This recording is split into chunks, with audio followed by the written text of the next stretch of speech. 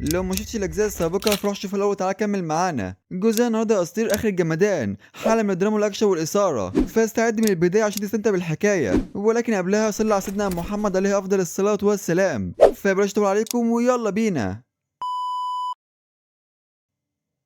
بننتقل بعدها لساحة أكاديمية التنين بعد 3 أيام. بيسحب وقتها لوفر رقم المشاركة وبيقول مع نفسه يا ترى مين اللي هيبدأ معانا. بيخش عليه فجأة طالب وبيعرفه بأدب إن هو عايز ياخد صورة معاه لأنه من أشد المعجبين بيه. بيوافق لوفان وبياخدوا الصورة. بيعرفوا بعدها الطالب إن هو فرقته للأسف هما اللي هيكونوا خصوما في المواجهة، ولكن لسه هتكلموا الشو مان بيعلن الهزيمة قبل ما حتى يبدأ القتال. بيطمنوا الشو بتكلمه الأحسن إنك تقاتل ولا تنسحب. في النهاية الامتحان ملوش علاقة بالتصنيف بل يحكم عليه بتعاون المجموعة وحسن القيادة. بيرد الطالب إن هو عارف كل ده، ولكن مهما كانت قوته ومهما كان عددهم فمش هيقدروا يهزموا فرقة البطل لوفان. فبيطمنوا الشيء ان هم مش هيقتلوهم خالص ولا حتى ينهلوا عليهم بالضربات العنيفة ما دام داخلين المواجهة مستسلمين، فيسمحوا لفرقة الطالب ان هم يبينوا مهاراتهم شوية. بننتقل بعدها ساحة المعركة وفرقة الطالب متفاجئة من اللي بيشوفوه، هيواجهوا بس 2 من فرقة لوفان، ولكن بيهموا القتال ما دام النتيجة معروفة. بيبدأ القتال وبتهجم تشين بسجن مجال النور وبتأيدهم. بتهجم عليهم الشياب بصفة السحر وبيظهر الكثير من الطلقات المائية. بيتفاعل بعدها تشين آلة الضوء المقدس وبتهجم عليهم وبتأذيهم، وهنا بيستسلموا. بينبهر وقتها كل الحضور من قوة فردين بس في مواجهة فريق كامل، حتى لوفان ما بيكونش متوقع القوة ديت اللي وصلوا لها. فبتقول لعمها هان الفضل كله يرجع للبنت جيان، هي اللي ضربتهم كويس، وده بيخلي جيان سعيدة وبتشكر عمها هان. بينتقل بعدها لحظة دخول فريق فينجون للساحة. بيطلب وقتها فينجون من مينج جيان انه يفضل معاهم في الفريق بعد الامتحان، وبيقعد كل واحد يتملقوا على امل هم يخشوا الفريق جيش رداء الدم. فبياخدوا مينج جي على قد عقلهم وبيقول لهم طلباتهم هيوصلها بنفسه لقيادات الجيش. بيخشوا بعدها الساحة وبيتفاجئوا ان الجمهورية كلها بتبقى مصحوبة منهم، واللي بيكونوا مركزين وقتها على قوة البنتين تشين وشياو مان، وده بيعصب مينج جيها جدا. بيشوف بعدها لوفان وبيتعصب اكتر. مجرد شوية حظ وتنس صغيرة في الاخر اسمه ملك الاساطير بيتصنعوا من عروق تعبهم ودماء الاخطاء اللي بيواجهوها،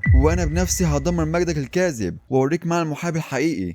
وبعد فترة من المواجهة الأولى بيحل المواجهة النهائية، وبيوصل فريق لوفان للنهائي في مواجهة فريق فينجيون، ولكن بيختلف آراء الحضور في رأيين. الأول هو مواجهة 4 أفراد من فريق فينجيون قدام 3 من فريق لوفان، وبيشوفوا إن ده مش عادل عشان هم أكتر منهم في العدد. والبعض الآخر مش مهتم بالزيادة لأنهم شهدوا قوة فرقة لوفان الجبارة اللي بتهزم أقواهم فرقة. وزي العادة لوفان والعم هال مش بيدخلوا في المواجهة، وآدم مينج جي مش بيخش في المواجهة أيضا. بيعلق وقتها فينجيون على عدم قتال لوفان، وبيعرف إن لو هو ما شاركش المرة دي فهيخسر فريقه، ولكن بيقولوا لوفان اعملها لو كنت قدها. بيتعصب فينجون من رده وبيمر فرقته ان هم يهزموا لوفان شر هزيمه. وفي الجانب التاني بتسخر منه شياو مان لان ما عندهمش القوه الكافيه عشان يواجهوهم اصلا. بيتكلم وقتها المعلمه جوهان الفريقين وبتقول لهم يستعدوا، وبيبدا بعدها القتال. فبتستعد شياو مان بهجوم سيفها المائي وتشين بهجوم النور الحارق. اما جان بينج فبيتفاعل مهارات الهزه المدمره. بيتخذ فريق فينجون وضعيه الدفاع. بيتعرضوا بعدها الهجمات السحريه المدمره وبيحصل انفجار ضخم. بينكشف بعدها غبار الانفجار. بيختفي وقتها فريق فينجون فجأة، فبتحذرهم تشين ان هم اكيد بيجهزوا لهم لفخ. وفعلا بيتم تهديد جيان بينج بسلاسل سحريه، وشاو مان وتشين بينشغلوا بباقي الفريق. بينظر وقتها فينجون لجيان بينج وبيلاقي انه بهزيمتها هتنتهي هذه المواجهه بفوزهم. بيفعل بعدها ضربه الظل اللي بتخليه ينسخ نفسه اكتر من نسخه، ده غير انها بتزود قوته وهجومه، وكل ده عشان يدمر جيان بينج. ولكن جيان بينج بتقول له بكل برود هو ده كل اللي عندك؟ بنلاحظ وتاني الفردين تبع فريق فينجون تم هزيمتهم شر هزيمه. الواد حرفيا مظلوم من اللي شايفه، وبيقرر انه لازم يقضي على جيان بينج للابد. ولكن بيدفع جيان بينج السيوف السماويه وبتهجم عليه بقوه مدمره، ولكنه بيهرب بسرعه كبيره وبيتفادى كل السيوف. بيستغرب وقتها فينجيون ازاي عندها القدره على استخدام المهارات وهي مقيده بالسلاسل. بتسيبه وقتها احد السيوف، وده بيخليه متعصب جدا من شو جينج لانه قال وقتها ان كل المواجهات تحت سيطرتهم.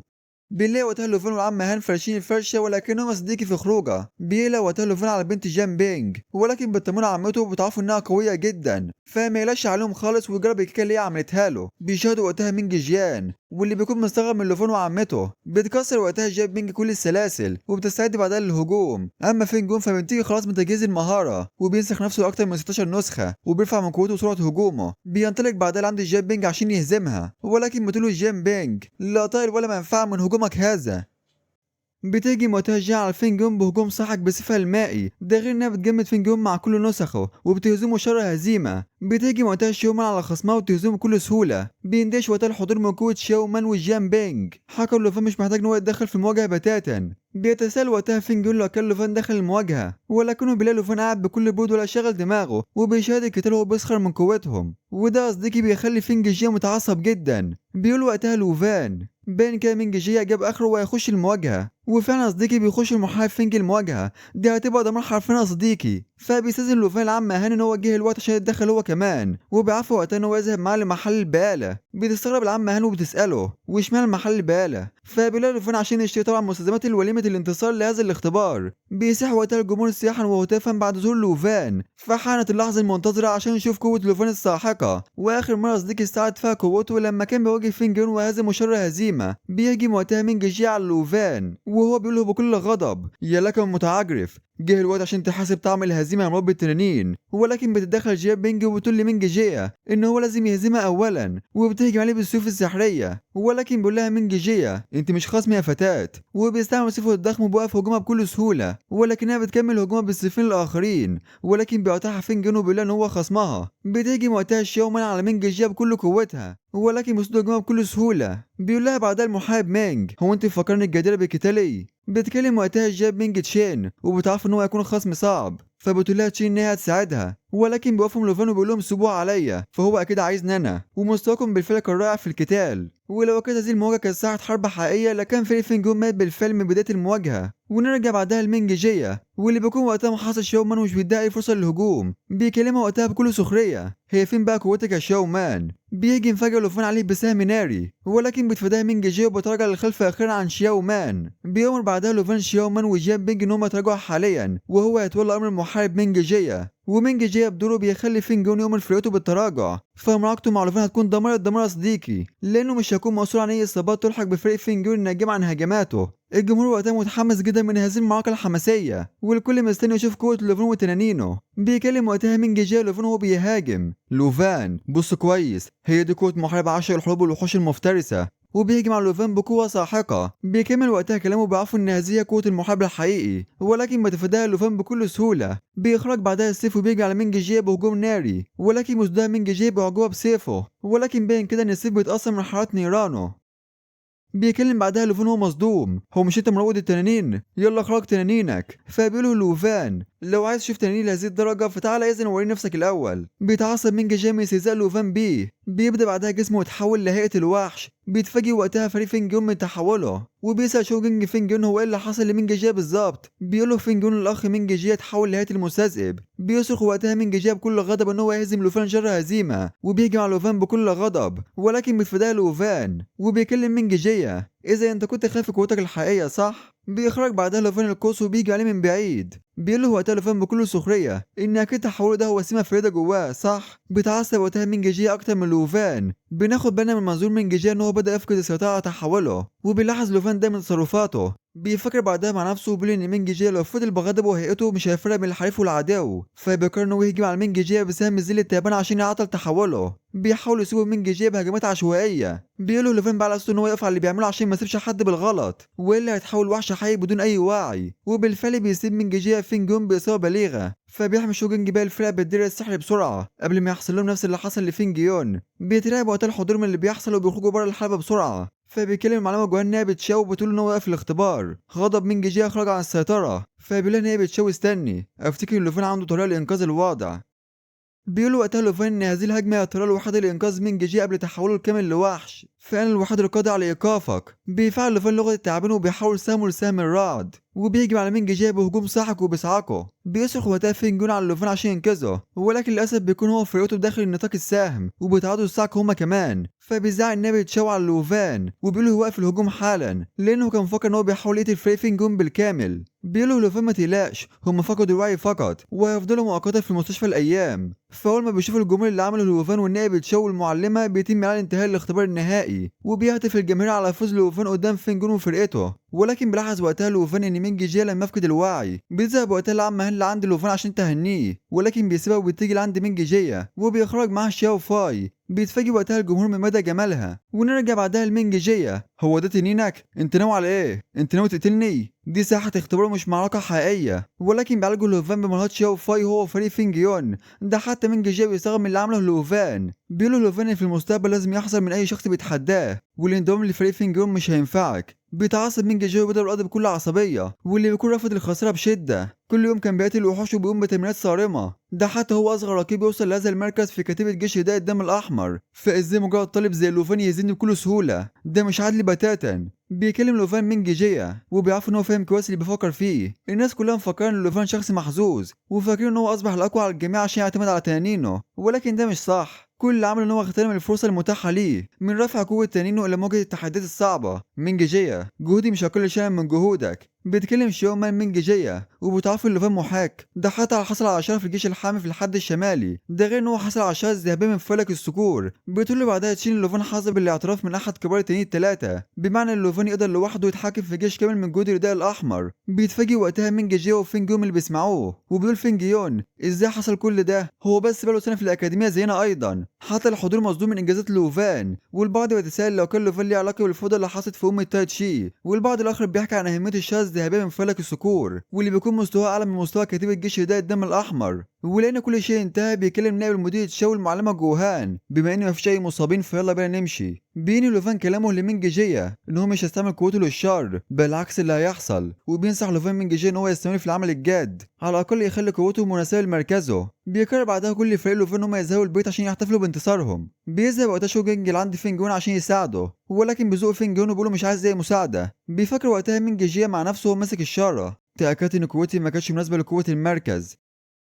بينتقل بعدها للفيلا الخاصة بلوفان، وبعد الوجبة الدسمة اللي جهزتها العم هان بيقول وقتها لوفان جه وقت النوم. بيوصل بعدها عنده غرفته وبيفكر في الأمر. لما عمته هان تتعلم بس الفيلا اللي جبتها لها من الأخت الشان هيصبح أكلها أطعم وأطعم مليون مرة. ولكنه بيتفاجئ بعدها لما بيلاقي جان بينج موجودة على سيره، فبيغادر على طول وبيقفل باب الراحة. بيخش بعدها في دوام من الأفكار الغريبة وبيقعد يسأل نفسه هي ليه البت ديت موجودة في الأوضة، هي عاوزة إيه منه بالظبط.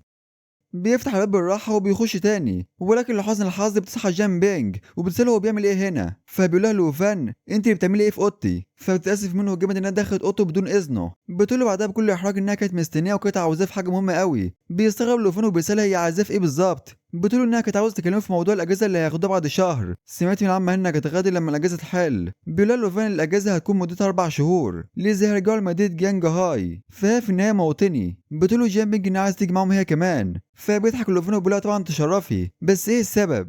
بتقول ما عندهاش اي مكان تاني عشان تروحوا، وبتعرفوا ان عائلتها كانت من ابرز العائلات في المدن الحدوديه في مقاطعه يوني، ولكن لما حل مد الوحوش عليهم المدينه كلها بقت رماد. عائلتها وقتها جابوها لعاصمه التنين عشان تكون في امان، ورجعوا هما تاني للحدود عشان يصدوا مد الوحوش وحاربوا وقتها لاخر نفس عندهم، ولكن بالاخير الكل مات هناك. وكل ده حصل من شهرين قبل تسجيلها في الاكاديميه، وكانت وقتها برضه من اقوى الطلاب في مقاطعه يومبي، ولكنها دلوقتي بلا اي وطن. بيتلف بعدها وبتاسف له لو كانت هي عاطفيه حبتين، واسف على سؤالي اني اجي معاكم، هستناكم هنا اذا في البيت لحد ما ترجعوا. ولكن بيقول لها لوفان محدش مقدر ان هو يكون لوحده، كلنا هنرجع لمدينه جانج هاي بما فيهم انتي، وهتكون هذه المدينه هي وطنك الجديد. وده بيخلي بنتها جان تعيط من كلامه وبتشكره على ذلك.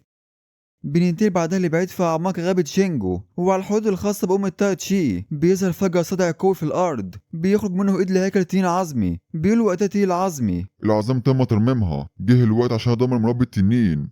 بننتقل بعدها للمطار في اليوم اللي بعده. بيعلن وقتها المطار عن حدوث هجوم مفاجئ على حدود أم تاي تشي، وبذلك تمت عليه كل الطيارات المسافرة لأم تاي تشي لأجل غير مسمى. بتقول وقتها العمة هاني إن باين كده أم تاي تشي حل عليهم غضب السماء والأرض. بيفكر وقتها لوفان مع نفسه وبيشعر إن أم تاي تشي مخبية حاجة ورا الخبر، فعائلة لو هي الآن المتحكمة في الأم بعد سكوت عائلة جين، حتى انه ما عادش مطلوب في ام تاي تشي. وبتسال لو كانت الاخت الكبرى اللي كانت بتساعد ام تاي تشي لو هتتدخل بهذا الهجوم ايضا. بيكلموا وقتها العم هنا وبتعرفوا الاخبار دي مالناش دعوه بيها، الكلام ده كان زمان لما كنا راجعين من مدينه جانج هاي، ودلوقتي جه الوقت عشان نوري جين بيجي مدينتها الجديده. فبينسى كل اللي حصل ويمشي على كلام عمته هان، وبيقول مع نفسه ده وقت الاستجمام والاسترخاء، وينسى اي حاجه مش كويسه زي مثلا الخبر ده. بينتقل بعدها لمدينه يانشو بداخل ام تاي تشي، المكان حرفيا مدمر من كل مكان، وكل ده عدد التنين العظميه اللي اخرجت من تحت الارض. بيظهر بعدها رئيس الأمة وعشيرة لو، وبيعرفوا التنين إن هم حضروا الشخص اللي هم عايزينه، فبيقرب منهم ملك التنين العظمية، وده بيخلي رئيس الأمة مرعوب جدا وبيترجى إن هو ما يقتلهوش. بيفكر وقتها مع نفسه وبيعرف إن تم التخلي عنهم من الشخص الأعلى. مين هو الشخص الأعلى حاليا محدش يعرف، وخلونا نكمل. بس لو هذه التنين ما تمش إرضائها فعشيرة لو هتنتهي. بيأمر الحراس ان هم يجيبوا السجينين بسرعه. بيظهر السجينين واللي بيكون مروض تيان والاميره جين. بتترعب وقتها الاميره جين لما بتشوف التنين. بتقول وقتها لرئيس الامه ان عشيره جين سلمت نفسها خلاص، فانت عايز ايه تاني؟ بيسأل وقتها رئيس الامه التنين لو كان ده هو الشخص اللي هو عاوزه، واللي بيكون بيشاور على مروض تيان، وبيعرفوا ان هو مروض تيان الوحيد اللي موجود معاهم. بيستغرب وقتها تيم اللي بيقولوه وبيفكر في الامر. هم بيدوروا على مروض التنانين. تيان وقتها بيكون عاجز على الحركه من منظر التنين المرعبه، وبيقول لنفسه ان هو لازم يهرب بسرعه لما تحين الفرصه لذلك. واول ما بتيجي الفرصه بيخرج عقرب ضخم عشان يلهيه، وبيقول للاميره جين انها تهرب بسرعه. ولكن بهجوم واحد بس من ملك التنين العظميه بيموت العقرب وبيتقطع نصين. الجماعه حرفيا مندهشين من قوته المرعبه. بيقول لهم وقتها ملك التنانين ان مش ده هو مروض التنين اللي هو عاوزه. في النهايه وفاته قليل القوه وحتى وحوشه ضعيفه. بيقولوا وقتها تنين عظمي اخر بما انهم عاجزين عن تنفيذ طلبهم فقد حكم عليهم بالهلاك والموت. وهنا بينفث النار عليهم عشان يقتلهم. وطبعا بينسحب الجنود ورئيس الامه بسرعه وبيهربوا. ولكن تام بيكون وقتها عالق بين الصخور المحطمه، وكذلك الاميره جين. بيكلم وقتها تين عشان ينقذها بسرعه قبل ما التنين يقتلها. بنلاقي وقتها تين العظميه على وشك قتلهم. بيفكر وقتها تيان ليه احنا الاتنين بس مولودين تنانين، واللي بيكون قصده صديقي عنه هو ولوفان لماذا الوحيد اللي ينتهي بيه الامر بهذا الشكل. بيقول بعدها بأعلى صوته معقول كل هذه المشاكل بسبب لوفان؟ فيا ترى يا صديقي ايه اللي حصل في الاجزاء القادمه؟ ويستنى الجزء القادم من حكايه لوفان المروض الاسطوري. فعايزك يا صديقي فجر زي الاشتراك واللايك بالحب، واهم حاجه هو الصلاه على سيدنا محمد عليه افضل الصلاه والسلام. وشكرا على المشاهده وفي رعايه الله.